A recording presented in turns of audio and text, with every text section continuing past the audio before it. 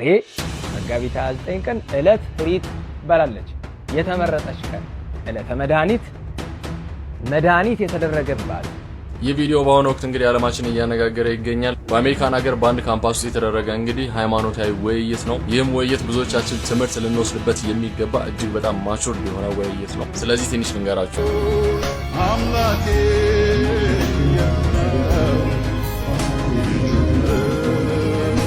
ባይዘዋይ እኔ ጋር ጥላ ለማንካት ሰው ሳልፍ ነው ወላይታ ላይ ማን ቸርች ከዘጉ እኔ ልባቸውን ነው የምዘጋው። ድንገተኛ ደግፍት አዝዤ ልባቸውን ነው የምዘጋው። በጣም ያስገረመኝ ቪዲዮ ስለሆነ ነው። እስቲ ቪዲዮን ተመልከቱት፣ ከዛ ላይ ሐሳብ እንሰጣለን። ሰላም ጤና ይስጥልኝ። እንዴት አደራችሁ? እንዴት ዋላችሁ? እንዴት አመሻችሁ? አምላክ አበው ቅዱስ እግዚአብሔር ስሙ ዛሬም ዘወትርም የተመሰገነና የተወደሰ ይሁን። በዛሬ ቪዲዮአችን ላይ አሁን ላይ የምንመለከተው በኋላ የእስልምናው ልንመለስበታለን። አሁን ግን ፕሮቴስታንት ተኮር የሆነ ነገር የምንመለከት ነው የሚሆነው። እንደምታስታውሱ ትናንትና በስቲያ አንድ ቪዲዮ ሰርቼላችሁ ነበረ። የዲያቆን ምህረት የተባለው ሰው እንዴት አድርጎ ከፕሮቴስታንት ምንድነው ተከራካሪዎች ጋር እንዴት እንደረታቸው በጣም ብዙ ሚዲያዎች እየዘገቡት ይገኛሉ። እሱን እንመለከተዋለን። ታዲያ ያንን ዘገባ እንደው ዕውቀት አጠር የሚሆን እንግሊዝኛ አጠር የሆኑ ፕሮቴስታንት ኢትዮጵያውያን ፕሮቴስታንቶች እንደው እስቲ እንመለከተዋለን። ለማንኛውም ሌላኛው ፓስተር መጥቷል። እኔ ቅዱስ ጳውሎስ ነኝ ብሎ የመጣ ፓስተር አለ። እሱን እንመለከተዋለን። ከዛ በተጨማሪ እንዴት አድርገው ስጋ ወደሙ ላይ እየቀለዱበት የምን እንደሆነ የምንመለከታቸው ጥቂት ነገር ነው። እንዳልኳቸው ምን ለሙሉ ፎከስ እናደርገው እዚህ ላይ የፕሮቴስታንቶችን ነው። ሌሎች ቪዲዮዎች ላይ ደግሞ በተለይ በከሳት የሚኖር ቪዲዮ ላይ የፕሮቴስታንት ሙስሊሞች ላይ ያለውን ነገር እንመለከት ይሆናል። እንዳልኳቸው እስከ ዳግማዊ ትንሣኤ ድረስ 100,000 ለመግባት እያሰብኩኝ ስለሆነ የምችሉ ሰዎች አዲስ ከሆናችሁ ሰብስክራይብ ማድረጋችሁን ጀምሩ። ቀጥታ ከዚህ ቪዲዮን ጀምር። ያስገረመኝ ቪዲዮ ስለሆነ ነው። እስቲ ቪዲዮን ተመልከቱት፣ ከዛ ላይ ሐሳብ እንሰጣለን። የት ነው የምትኖረው? ድሮ የት ነበር የምትኖረው? ክፍለ ሀገር ወላይታ። እግዚአብሔር እንዲህ በለው አለኝ፣ ወደ ተወለድክበት ሀገር አትመለስም አለኝ።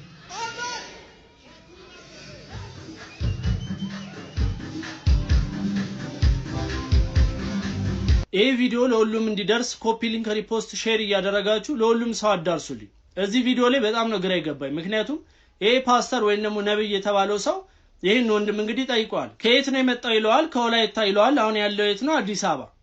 እግዚአብሔር አምላክ ወደ ወላይታ አትመለስም ብለዋል አሉ። ያኔ ሰውዬው በጣም ደስታ አረገ። በአካባቢው ያሉ ሰዎችም ሁሉ በቃ እንዲያው እየደነሱ ነው። እኔ ግራ የገባኝ ነገር ሰው በኃጢአት ውስጥ የነበረ ወይም ደግሞ በዝሙት ውስጥ የነበረ ሰው እግዚአብሔር አምላክ ከዚህ በኋላ ወደዛ ዝሙት ወይም ደግሞ ወደዛ ኃጢአት አትመለስም ብለዋል ሲለው ደስ ይለዋል። ምክንያቱም ያ ነገር መጨረሻው ሲኦል ስለሚያስገባው ማለት ነው፣ ከእግዚአብሔር ስለሚለየው። ነገር ግን ለሰው ልጅ የተወለደበት ቦታ ማለት ክብሩ እንጂ ነውሩ አይደለም። ወይም ደግሞ የተወለደበት ቦታ ክብሩ እንጂ ኃጢአት አይደለም። ይሄ ሰው ወደ ወላይታ ተመልሶ ማገልገል ቢችል ምንድነው ክፋቱ? ወይም ደግሞ ምንድነው ኃጢአቱ? እውነትስ እግዚአብሔር እንደዚህ አይነት ነገሮችን ይናገራል?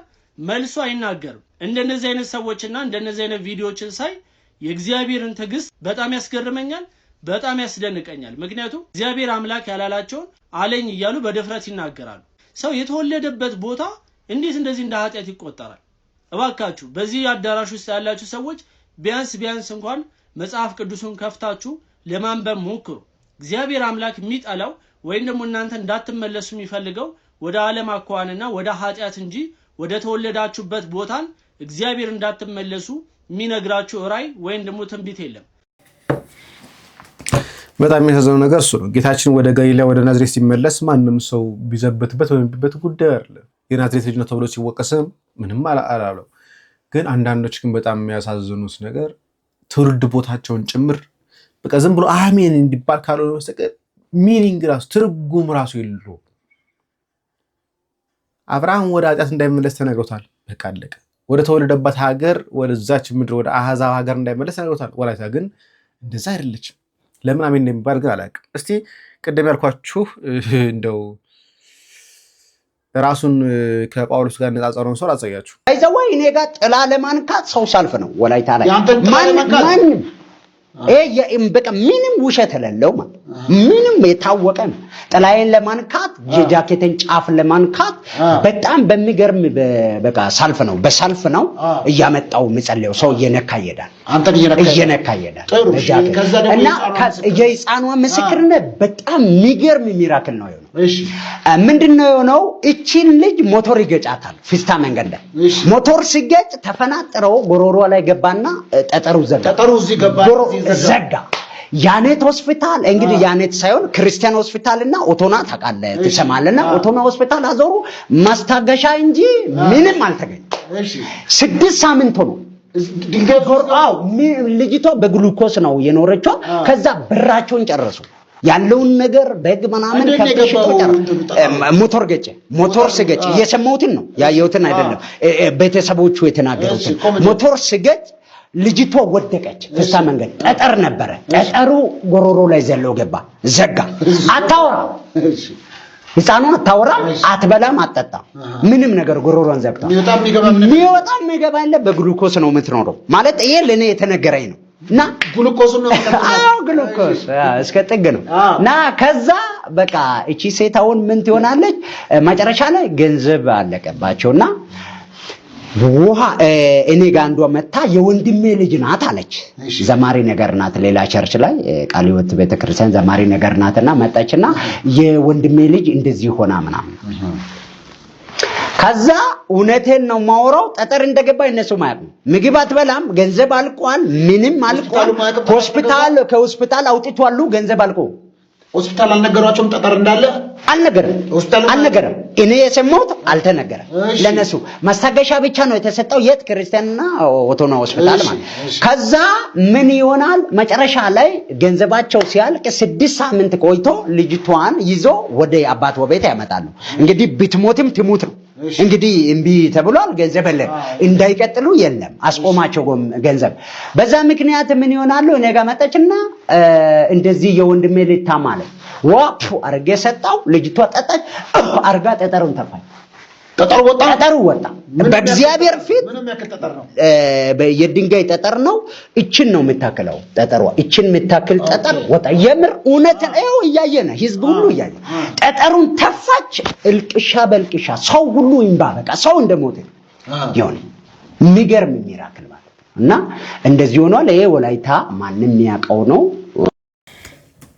እንግዲህ በጥላው የሚፈውሰው ሰው በምራቁ ደግሞ ጠጠር አውጥቷል። እንግዲህ ቅዱስ ጳውሎስ ነው በሐዋርያት ሥራ ምዕራፍ 19 ላይ ቅዱስ ጴጥሮስ እና ቅዱስ ጳውሎስ ናቸው በጥላቸው ሲፈውሱ ጨርቃቸውን ሲወስዱ የነበሩት። ይሄ ሰው ግን እንደዛ እያለ ነው። ጨርቄን ለመውሰድ ይጋፋሉ፣ በጥላ ይጋፋሉ እያለ ነው። በምራቁ ደግሞ እንተፍ ብሎ አውጥቶላቸዋል። እናንተ ምስክር ናችሁ። እዩ ጩፋ ቸርች ከተዘጋብኝ እዘጋቸዋለሁ ብሏል። ቸርች ከዘጉ እኔ ልባቸውን ነው የምዘጋው። ድንገተኛ ደም ግፊት አዝዤ ልባቸውን ነው የምዘጋው። ወደ ላይም አይተነፍስም፣ ወደ ታችም አይተነፍስም። በማይነቃ መንገድ ወንጌል እንዳይሰበክ ለማድረግ የምትፈልጉ እጃችሁን ሰብስቡ። እንግዲህ እንደሰማችሁ ሰው ጩፋ ቸርቹን ከዘጋችሁት ልባችሁ ዘጋዋለሁኝ አለ። እንግዲህ ተወግዞ ነው ከህብረቱ ተለይቶ እንዴት እለያለሁኝ ብሎ እንግዲህ ይሆን ያለው። እናዝናለን። ወደ ቅድም ወደ አነሳው ሐሳብ እንምጣ። ወደ ፕሮቴስታንቶች ቁርባን ወደሚለው እንምጣና እሱን ካየን በኋላ ወደ ነበረው ክርክር እናመራለን።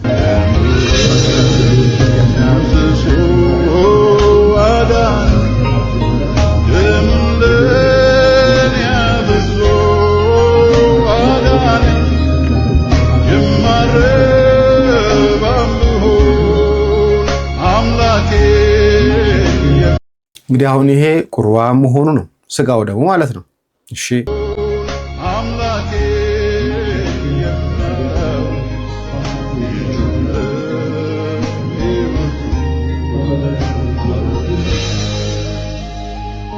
በዚህ ጉዳይ ላይ ብዙ ነገር አለ። አንድ ነገር ነው ብለው እሱ የት ኬተሪንግን ያሰራችሁት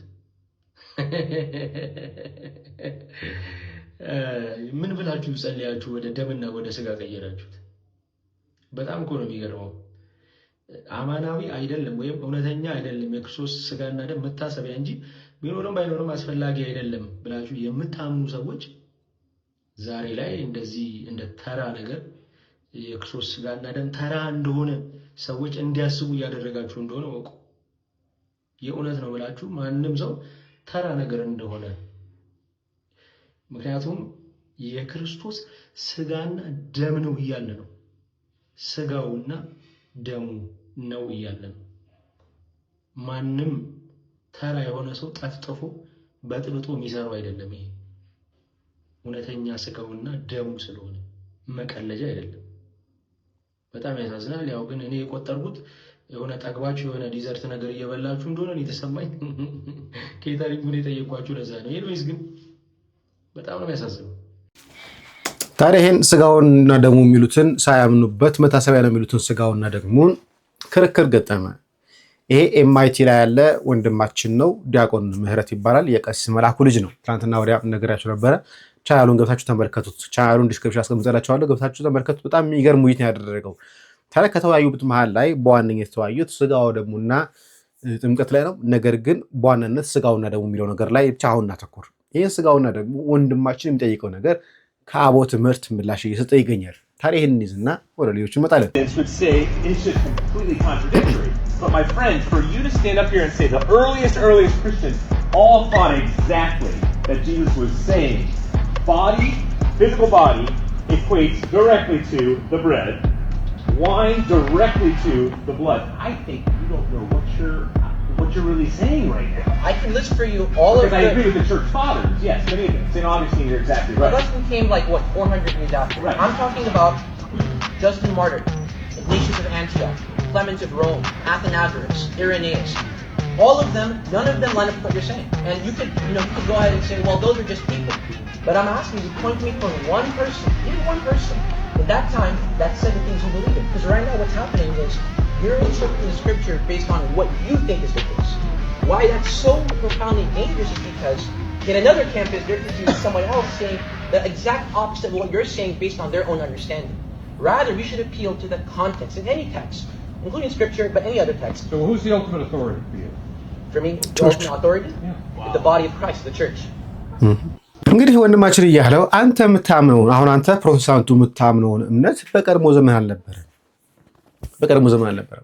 ምን አለ ፓስተር ነው ምን አለ ስጋውና ደግሞ የሚባለው ትክክለኛው የእግዚአብሔር የክርስቶስ ስጋውና ደሙ ነው ብሎ የሚያምን ሰው አልነበረም። አስበዋል። ክርስቶስ ራሱ ስጋውን በላ ብሎ ሲመናገር ነው አለ። ከዛ ወንድማችን ዲያቆን ምህረት ምን አለ? አዎ ቀደምት የነበሩ አባቶቻችን ብሎ አቃቢያነ እምነትንም ጨምሮ ሐዋርያና አቦንም ጨምሮ ተናገረ። ይሄው እነኚህ አባቶቻችን አዎ ክርስቶስ ክቡር ስጋውና ክቡር ደሙ ነው፣ አማናዊው ነው፣ እውነተኛው ነው ብሎ ተናገረ። ታዲያ ይሄ ነገር ብዙዎች ፕሮቴስታንቶችን አበሳጭቷል። በተለይ ሀገር ውስጥ ያለው፣ ውጭ ያለው ብዙዎች በጣም ተደንቀውበታል። ኮሜንቱ ላይ ገብታችሁ ማየት ይቻላል። በጣም ብዙዎች አመስግነውታል፣ ተደንቀውበታል። ኦርቶዶክሱም ካቶሊኩ ነው በጣም ሲደነቁ ነበር። እናመሰግናለን ወንድማችን ይሉት ነበር። ታዲያ ይሄን ዜና ወንድማችን ብሩክ ሰራው።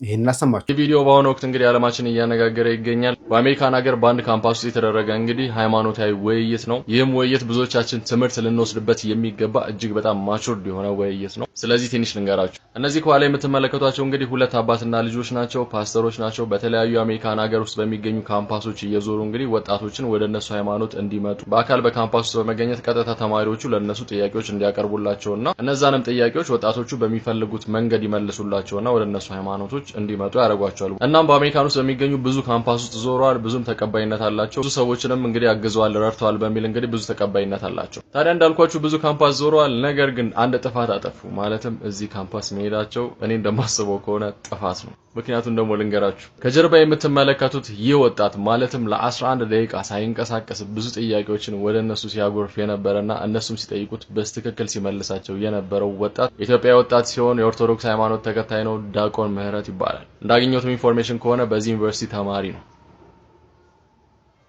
ታዲያ ይህ ድንቅ ወጣት ለ11 ደቂቃ ከቆመበት አንድ እርምጃ ቦታውን ሳይቀይር ለጠየቁት ጥያቄ ባይብል እያጣቀሰ ሲመልስላቸው ነበር። እናም የሚገርማችሁ ነገር ለ11 ደቂቃ እነሱ ውሃ እየጠጡ ምግብ እየበሉ እሱን ለማሳመን ሞከሩ። ነገር ግን አልተሳካላቸው። ታዲያ ምን አይነት ስህተት እነሱ እንደሰሩ ታውቃላችሁ?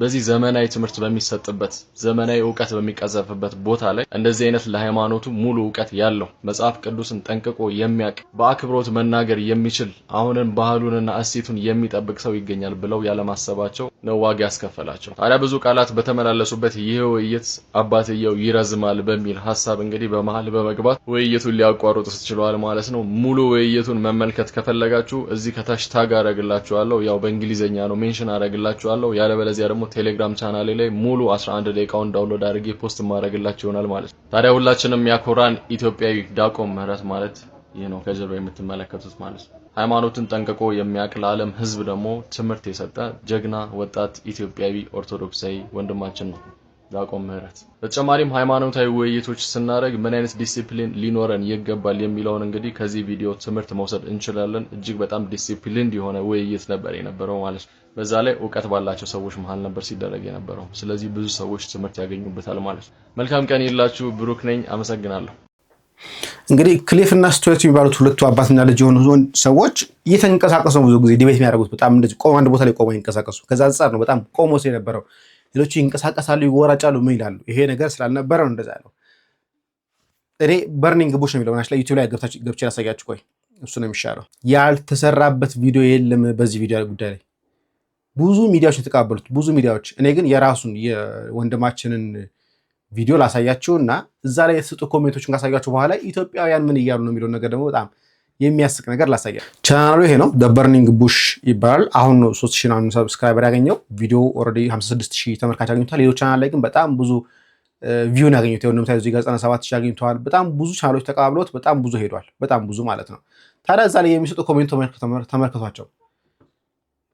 ከጳጳሳት ጭምር ነው ኮሜንት ያደረጉት። ይኸው እዚህ ጋር ነው የምታዩቸው።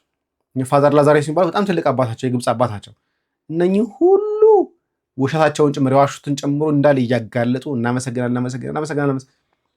ስንት ኮሜንት ነው ያለው? በአጠቃላይ እንደውም ከሁሉም ኮሜንት ከማሳች 2000 ኮሜንቶች ፖዚቲቭ ሆኑ ኮሜንት ተሰጠው እዚህ ወንድማችን ዲያቆን ምህረት ላይ ማለት ነው። ታዲያ የኛዎቹ ጋር ልምጣላችሁ። ስሙት የሚለውን ነገር የተነገረው ስለ ስጋው ደግሞ የተነገረው ስለ ጥምቀት የተነገረው ስለ ቀደምት ቤተክርስቲያን ትውፊት ፕሮቴስታንቶች መልቀቃቸውን ነው የተነገረው።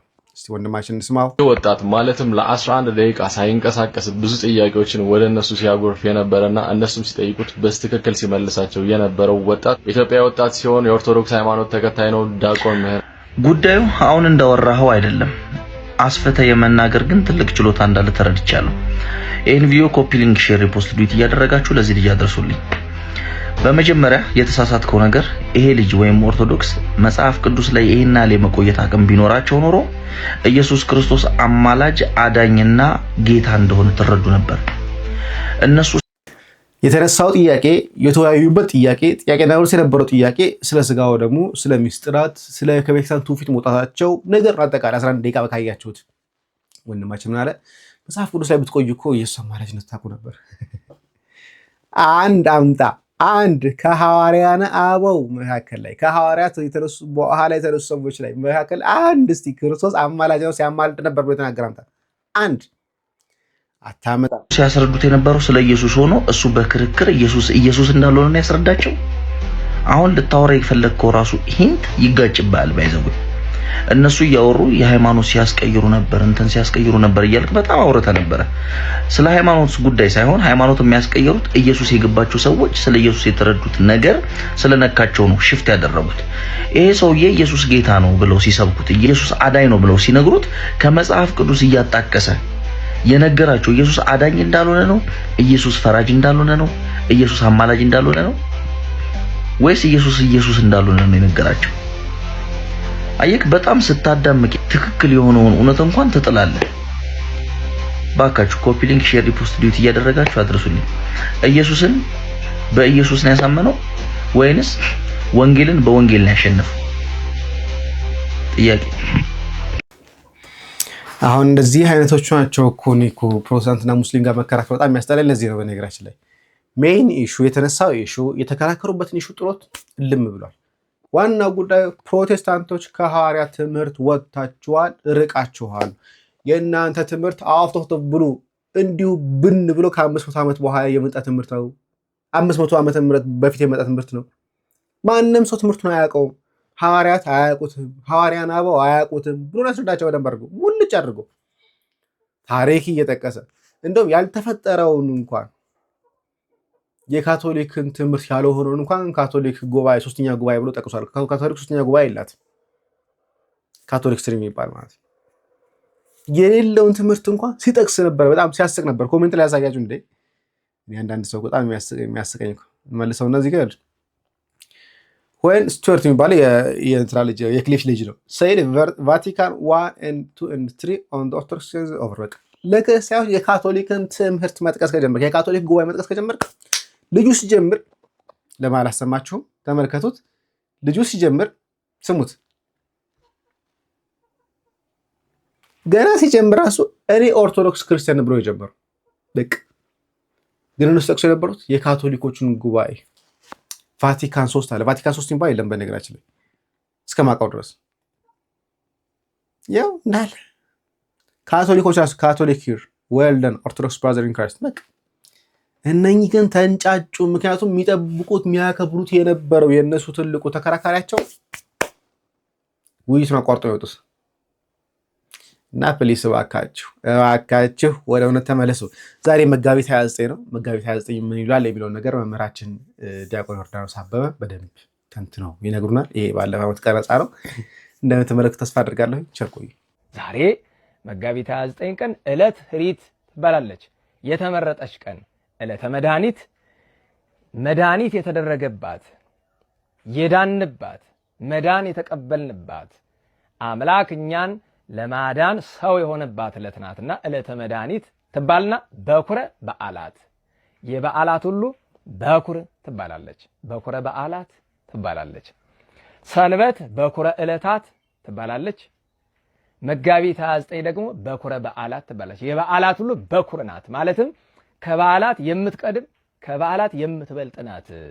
በኩር የሚቀድም የሚበልጥ የሚል ትርጉም ስላለው ቀዳሚት በዓል ናት። እቺ ቀዳሚት ናት። ከመጋቢት 29 የሚቀድም በዓል የለም። ምክንያቱም ዓለም የተፈጠረባት ዕለት ናት። ምክንያቱም አምላክ ሰው የሆነባት ዕለት ናት። ምክንያቱም ጌታ ሞትን ድል አድርጎ የተነሳባት ጥንተ በዓል ናት። ምክንያቱም ዳግመኛ ጌታ የሚመጣባት ዕለት ናት። ስለዚህ ዕለት ኅሪት የተመረጠች ዕለተ መድኃኒት ጌታ እኛን ያዳነባት ቀን መዳንን የሰጠባት ቀን በኩረ በዓላት ትባላለች። የበዓላት ሁሉ በኩረ። ስለዚህ እንኳን አደረሳችሁ እንኳን አደረሰን ለማለት ነው። አጭር አራቱን ነገሮች ባጭር የጌታን ከዛ የእመቤታችንን እናይና ከዚያ እንደ እግዚአብሔር ፈቃድ ጊዜ ካለ ሌላ አይተን እንጨርሳለን። ከሁሉ ነገር የሚቀድመው ዛሬ ዕለተ ፍጥረት ነው። ዓለም የተፈጠረበት ቀን ነው ዛሬ። በእውነቱ ፍጡር ሁሉ ሁልጊዜ ዘወትር ማመስገን ቢኖርበትም አንድ ሆነን ማመስገን ያለብን ግን በኦሪት ዘፍጥረት ምዕራፍ 1 ቁጥር 1 ኦሪት ዘፍጥረት ምዕራፍ 1 ቁጥር 1 እግዚአብሔር እንዲህ አለ። ቅዱስ ሙሴ ነው ይህን የሚናገረው። በደብረ ሲና ሆኖ እግዚአብሔር ይህን ያጽፈዋል። በቀዳሚ ይላል በቀዳሚ ገብረ እግዚአብሔር ሰማየ ወምድረ በመጀመሪያ ማለት ለእግዚአብሔር ከሆነ እግዚአብሔር መጀመሪያ የለውም። የፍጥረት መጀመሪያ እግዚአብሔር ሰማይንና ምድርን ፈጠረ። ሰማይና ምድርን ሲል በሰማይ ውስጥ ያሉትንና በምድር ውስጥ ያሉትን ጨምሮ ነው። ስለዚህ ዛሬ ከመጋቢት 29 ጀምሮ መጋቢት 29 ቀን 8 ስነ ፍጥረት እግዚአብሔር ፈጠረ። መጋቢት 30 1፣ ሚያዝያ 1 3፣ ሚያዝያ 2 3፣ ሚያዝያ 3 3፣ ሚያዝያ 4 3፣ ሚያዝያ 5 ተሳስቼ እንዳይሆን ቁጥር እንዳላበዛ መጋቢት 29 8፣ ከዛ መጋቢት 31 ስነ ፍጥረት 9 ይሆናል። ሚያዝያ 1 3 12፣ ሚያዝያ 2 3 15፣ ሚያዝያ 3 3 18፣ ሚያዝያ 4 4 ተፈጠረ። 22 ስነ ፍጥረት ማለት እሱ ነው። 22 ስነ ፍጥረት። በነገራችሁ ላይ መብራት ደበዘ መሰለኝ። ይታያችኋል? እስኪ መልስ ስጡኝ። የታያችሁ ከሆነ መብራት እንትን እያለ ነው መሰለና ባትሪ ላብራ መሰለኝ። እንደሚታይ እንግዲህ ያው ምልክታችሁን ይታያል። ደግ እሺ መልካም። ተጨማሪ እንትሆንም አንዲት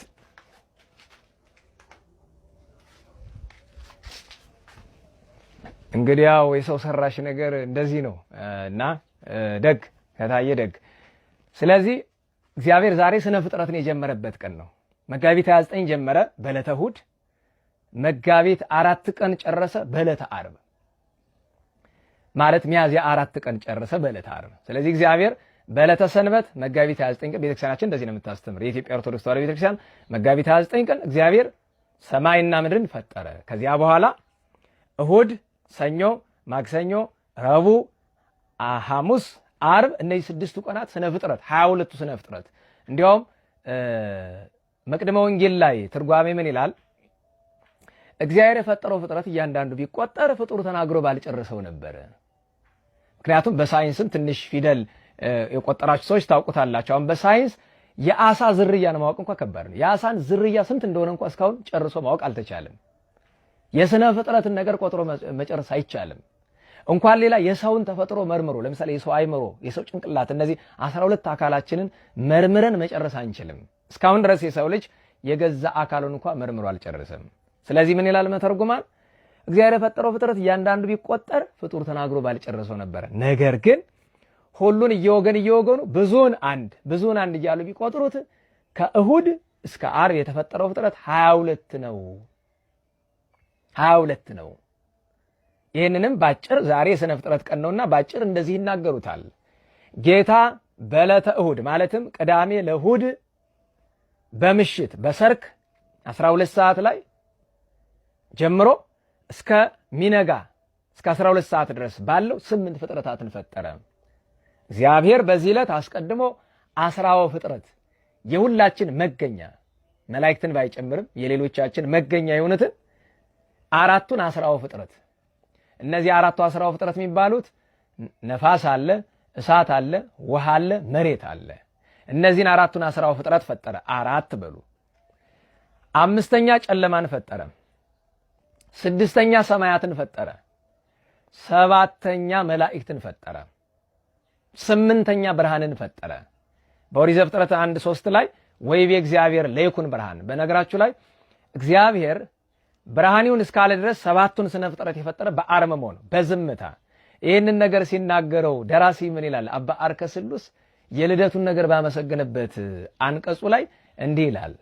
ሰላም ለልደትከ እግዚኦ እግዚእነ ድንጋሌ ማርያም እምከ እንበለ ታርሁ ክዱነ ዝንቱሰ መንክር ዘበሃቤከ ኢኮነ እስመ ፈጠርከ ቀዳሚ እንዘ ታሪ ስልጣነ በአርምሞ ጽልመተ ወበቃል ብርሃነ አለ። እንግዲህ ጌታ ሆይ ያንተ ከድንግል ማርያም በድንግልና ተጸንሶ በድንግልና መወለድህ ለኛ አስደናቂ ነገር ነው፣ ለአንተ ግን አይደለም። ለምን? አንተ እኮ ዝም ብለህ ጨለማን የፈጠርክ ነህ። ዝም ብለህ መላእክትን የፈጠርክ ነህ። ዝም ብለህ ሰማያትን የፈጠርክ ነህ። ዝም ብለህ 4ቱን 10 ፍጥረት የፈጠርክ ነህ በዝምታ። ወበቃል ብርሃነ ለይኩን ባልክ ጊዜ ደግሞ ብርሃንን የፈጠርክ ነህ። ስለዚህ ዝንቱሰ መንክር ዘበሃቤከ ኢኮነ፣ ይሄ ስለአንተ ድንቅ አይደለም። ለምን? እግዚአብሔር ሁሉን ይችላል። በእግዚአብሔር ዘንድ ምንም አስደናቂ ነገር የለም። ለእኛ ነው የሚያስደንቀን። ስለዚህ ነገር ጌታ 8ቱን ፍጥረት ፈጠረ። 7ቱን በአርምሞ 1ዱን በተናግሮ 7ቱ 4ቱ 10 ፍጥረት 5ኛ ጨለማ 6ኛ ሰማያት 7ኛ መላእክት 8ኛ መላእክት ሲታወኩ በሳጥናኤል ምክንያት ወይቤ እግዚአብሔር ለይኩን ብርሃን እግዚአብሔርም አለ ብርሃን ይሁን። እዚች ላይ አንዲት ጥቆማ ልስጣችሁ። የዕለቱ በዓል ላይ በጣም ትልቅ ትኩረት የሚስብ ቅዱስ ገብርኤል ነው። ቅዱስ ገብርኤል መላእክት በታወኩ ጊዜ እንዲህ አለ፣ ንቁም በበህላዌነ በያለንበት እንርጋ እስከ ንረክቦ ለዘፈጠረነ የፈጠረንን እስክናውቀው ድረስ ብሎ አለ። ቅዱስ ገብርኤል ይችን ሲናገር የብርሃን ፍንጣቂ በመሳቅ አቅጣጫ ታየቻቸው። ያችን ብርሃን አብን ምክንያት አድርጎ በቅዱስ ገብርኤል በቀኝ ክንፉ ላይ እንዲህ የሚል ነገር ተጽፎለታል። በዚህች ዕለት በስነ ፍጥረት ዕለት እንዲህ ብሎ ጽፎለታል እግዚአብሔር መላእክትን ስላረጋጋ ወበይንተዝ ደለወ ከመ ይጹር ዜና ስጋዌ ሁሉ ለእግዚአብሔር። ስለዚህ ነገር እግዚአብሔር ሊከፍለው ፈለገ። ክፍያው ምንድነው?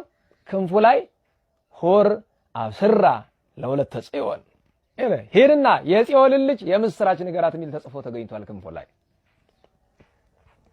ኋላ ለምናመጣው ነገር እቺ ጥሩ ፍንጭ ናት። ስለዚህ እግዚአብሔር 8ቱን ፈጠረ እሁድ ቀን ዛሬ ማለት ነው። ፍጥረትን ጀመረ፣ ሰማይን ምድርን 8ቱን ፍጥረት ፈጠረ። ከዚያስ ሰኞ ጠፈርን ፈጠረ። ማክሰኞ አዝሬትን፣ አትክልትን፣ እጽዋትን ፈጠረ። ረቡዕ ፀሐይን፣ ጨረቃን፣ ከዋክብትን ፈጠረ። ሐሙስ እንስሳትን፣ አራዊትን፣ አዕዋፍን በሌላ አነጋገር በልብ የሚሳቡ በእግር የሚራመዱ የሚሽከረከሩ በክንፍ የሚበሩትን ፈጠረ። ዓርብ እነዚህኑ ድጋሚ ዓርብ በየብስ ፈጥሮ ሐሙስ በየብስ ፈጥሮ ዓርብ በባህር ያሉትን ፈጠረ። ቢደምሩት 21 ይሆናል። እሁድ 8፣ ሰኞ 1 9፣ ማክሰኞ 3 12፣ ረቡዕ 3 15፣ ሐሙስ 3 18፣ ዓርብ የጧቱ 3 ገና ሳይነጋ የተፈጠረው 3 21 ይሆናል። 22ኛው አዳም ነው። እሱም በዕለተ ዓርብ ሚያዝያ 4 ቀን እግዚአብሔር ወይቤ እግዚአብሔር ንግበር ሰብአ በአርአያነ ወበአምሳሊነ እግዚአብሔር አለ ሰውን በመልካችን እንደ ምሳሌያችን እንፍጠር ብሎ አለ። አዳምና ሔዋንን ፈጠራቸው በዕለተ ዓርብ። ሔዋንን በሳምንቱ ከጎኑ ለያት። ከዚያ ሚስት እንድትሆነው ሰጠ። ስለዚህ እግዚአብሔር ፈጣሪነቱ ከሃሊነቱ የባሕርይ አምላክነቱ የሚነገርበት ነውና ዛሬ ምን ይለናል? ዕለተ ሪት የተመረጠች ዓለም የተፈጠረባት ዕለት፣ ዕለተ መድኃኒት የመዳን ቀን እግዚአብሔር የሰው ልጆች ለሰው ልጅ ምክንያቱስ 21ዱ ስነ ፍጥረት ሁሉ የተፈጠረ ለሰው እኮ ነው። ለሰው ልጅ ክብር ዕለተ መድኃኒት አላት። በኩረ በዓላት አላት። ዓለም የተፈጠረበት ናት። አንድ